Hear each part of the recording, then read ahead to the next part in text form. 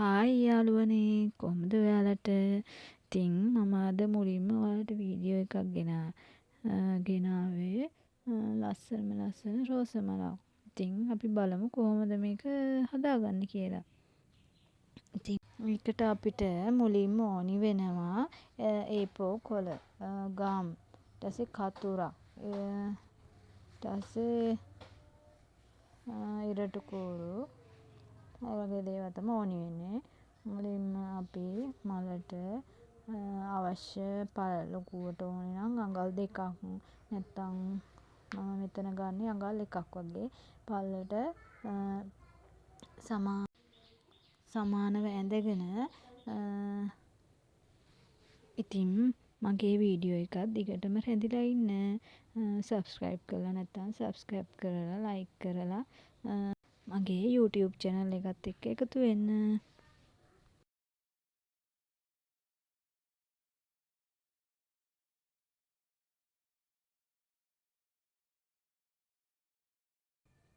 ඊට පස්සේ අපි මේක පටි වලට කපා ගන්න ඕනේ.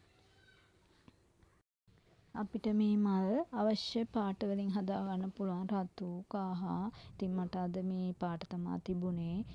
ඉතින් මම ඒකෙන් මේ තමයි ඔයාලට මේ කියලා දෙන්නේ.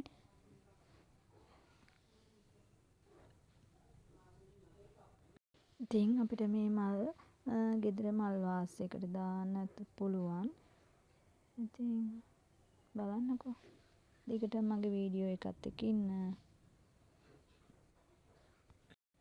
ඔන්න අපි දැන් පටි ටික කපා ගත්තා.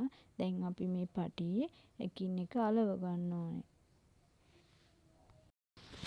මල් අපිට ලොකුවට ඕනේ නම් මල් වලට පටි දිගට අලව ගන්න ඕනේ.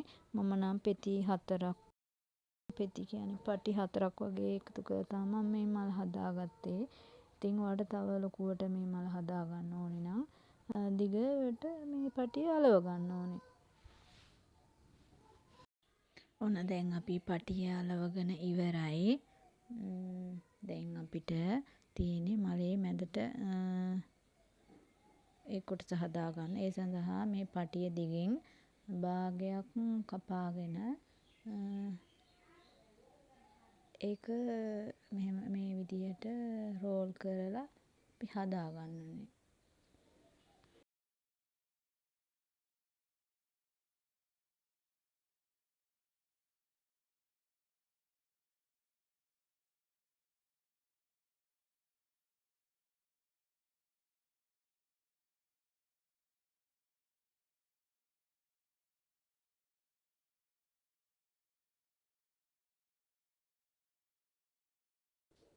ඊට පස්සේ රෝල් කරගත්ත පටිය අවසානයේට ගම් ගාලා තද කරගන්න. ඊට පස්සේ අපි දැන් මල් හදන්නයි මේ ලෑස්ති වෙන්නේ.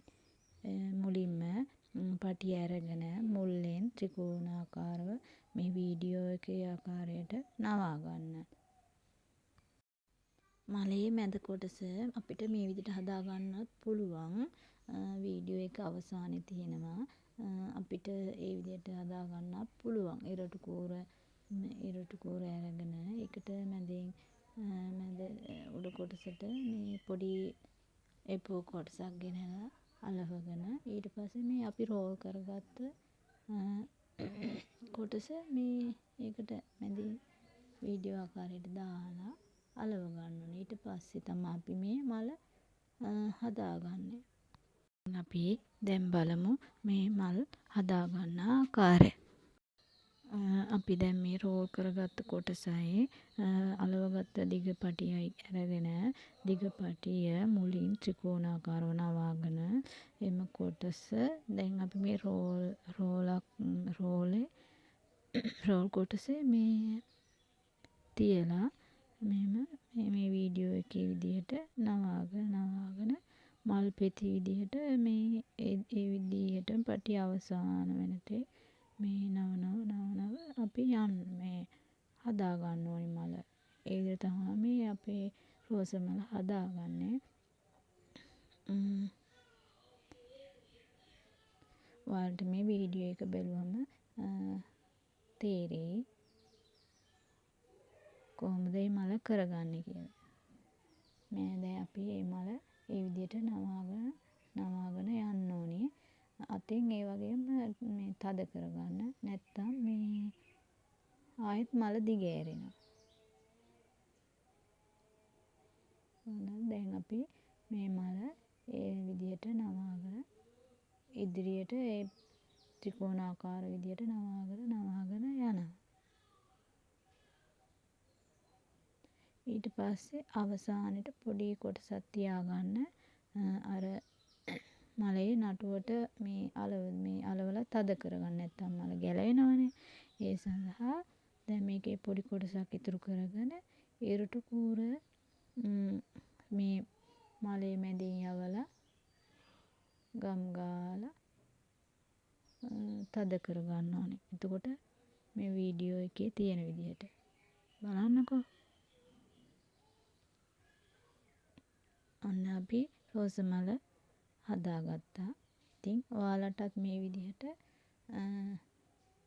රෝස මල් ගොඩාරියක් හදාගෙන ගෙදර මල් වාසයකට බිත්ති සැරසිල්ලක් ඒ වගේ අපිට හදාගන්න පුළුවන්.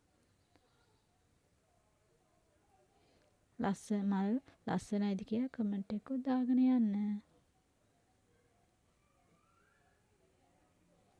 ඉතින් මගේ වීඩියෝ එකත් එක්ක රැඳිලා හිටපු ඔයාලට ගොඩාක් ස්තුතියි. ඉතින් මගේ වීඩියෝ එකට ලයික් කරලා සබ්ස්ක්‍රයිබ් කරලා මගේ වීඩියෝ එකත් එක්ක දිගටම ඉන්න. හැමෝටම ගොඩක් ස්තුතියි. ඉතින් වීඩියෝ එකේ අවසාන කොටසේ තියෙනවා මලේ මැද කොටස හදාගන්න විදිය. ඒ විදිහට වීඩියෝ එක බලලා මැද කොටස හදාගෙන අපි මේ මල හදාගමු.